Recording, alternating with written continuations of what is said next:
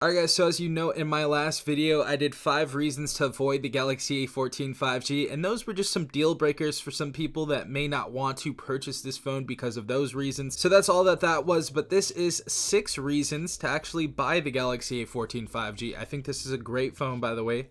That last video wasn't condemning this phone, but let's go ahead and start off with our 6 reasons. And if you guys want to sound off in the comments down below, leave your reasons to let me know why you would purchase this phone if you actually have it. Alright guys, so the first reason is the OS updates, the security updates, and the current Android system that we have on here. So we actually have Android 13 UI Core 5.0, so we actually have a very recent security patch for this device, and of course the latest Android operating system on this as well. So it's great that this has this. Other devices around this price tag don't even have Android 13. They have like Android 12 or Android 11. Even the Moto G Play 2023 that came out like a week after this has Android 12. So great that it has Android 13 straight out of the box. The other 2 things is that of course we get 2 years of operating system updates on a $199 phone. So we get all the way up to Android 15 on this device. So this is going to be relevant for a while, not even considering the 4 years of security updates that we are going to have on this device.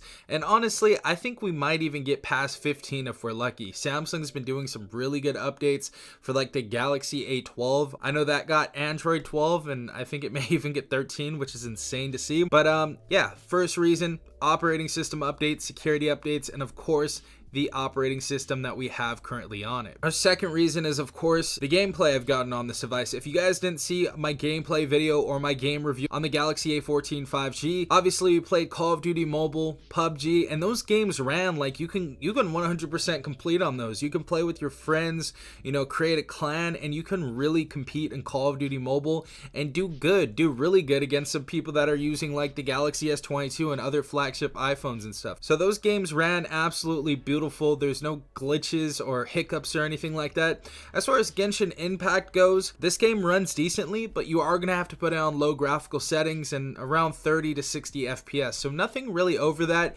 If you put it on medium, it slows down, but if you do want those nice graphics to show off, I would put it on medium and 30 frames per second.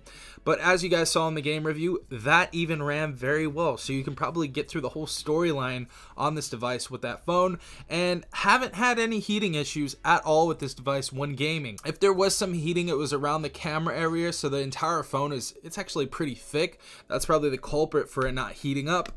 But this device is pretty decent at not heating up while playing video games, so really enjoyed that so far. And of course, the third reason right here, it is a $199 GSM unlocked device with, of course, 5G support. So this is one of the cheapest devices you can get on the market, completely unlocked.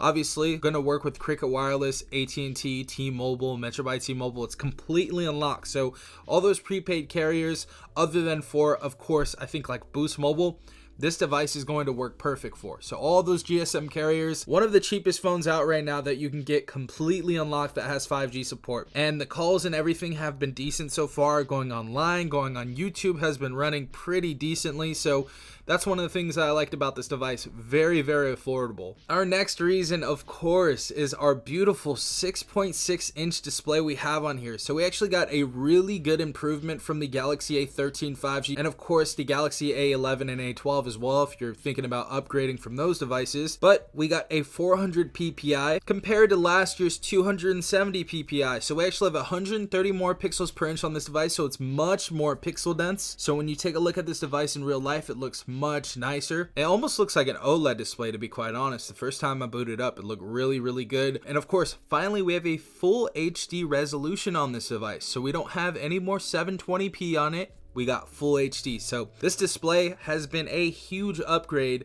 from the Galaxy A13 5G. Obviously, like I said in my last video, not enough to make someone upgrade unless you just want to spend the money and splurge and buy this device. But it's a really nice upgrade. Our next reason has to be the 5,000 milliamp battery we get on this device, and of course our 15-watt charging rate on this. So this device charges up very quickly. It has a very good charging rate at 15 watts. It almost feels like it charges faster than 15 watts actually. So it's actually really quick. This device is going to last you the entire day.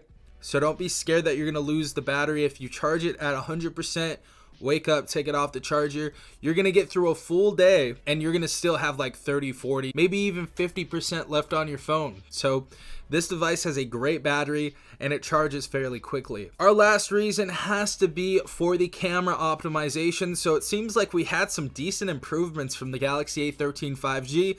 And if you guys haven't seen my camera review on the Galaxy A14, I'll go ahead and link it in the description down below. But we actually get some really nice high contrast, colorful, clear photos on this device. And we get some good video as well. So I really like that. Also, in low light, we actually get some software optimization for like the noise and low light. So as you guys see right here, this black crew neck, let me show you right now. In another photo, it used to show tons of noise on the A13 5G, but the A14, it seems like the software fixed that. I don't think it has a new camera or a new sensor, because that would be the only reason for it to be upgraded as far as like the hardware goes.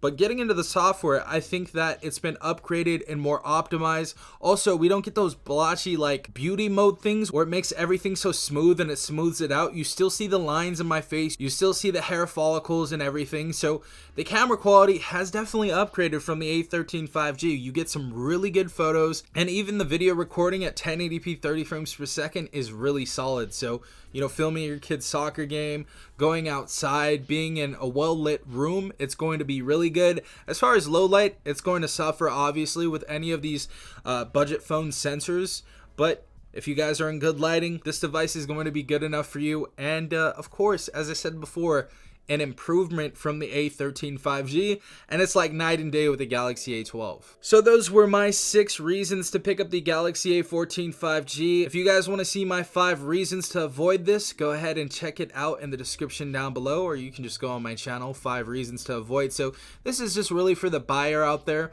If this is one of the things you wanted on this device, let me know in the comment section down below. One of these things may be a buying factor for you to actually pick up this device. So just wanted to let you guys know before I do the full review how I've been enjoying this device. So I've just been updating you guys, but let me know what you guys think in the comment section down below. Give me your opinions. I hope you guys have a beautiful rest of your day. Again, this has been Safon from TechRight. Peace out, Tech Gang.